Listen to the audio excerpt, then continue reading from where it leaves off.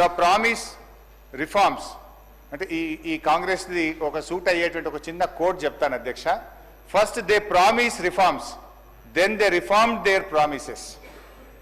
అధ్యక్ష, పైన చెప్పిన కొటేషన్ ఎవరు చెప్పిండ్రో కానీ ఇది కాంగ్రెస్ పార్టీకి బాగా సూట్ అవుతుంది అధ్యక్ష.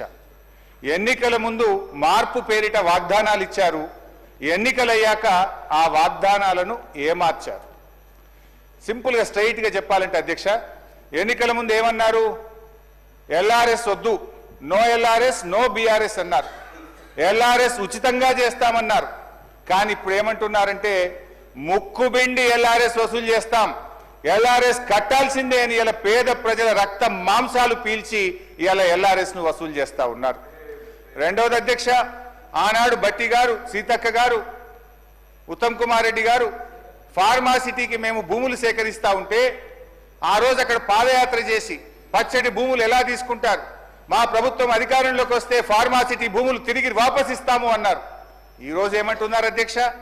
ఇంకా 14,000 లాక్కుంటాం, ఈ 16,000 ఇచ్చులేదు కానీ ఇంకా 14,000 లాక్కుంటామని చెప్పి బలవంతంగా ఇలా రైతుల నుంచి భూములు సేకరించి ఆ ఫార్మాసిటీ పేరును అందంగా ఫ్యూచర్ సిటీ అని చెప్పి పెట్టి ఇవాళ తిరిగి భూములు లాక్కుంటున్నారు అధ్యక్ష. ఆనాడు ప్రభుత్వ భూములు అమ్మితే, నిరర్ధకమైన ఆస్తులు అమ్మితే ప్రభుత్వ భూములు ఎట్లా అమ్ముతారు, ఇది పెద్దలిచ్చిన ఆస్తి, రేపు బొందబెట్టడానికి జాగుండదని గంభీరమైన ఉపన్యాసాలు చేశారు. ఇవాళ ఏమంటున్నారు? బరాబర్ భూములు అమ్ముతామంటున్నారు.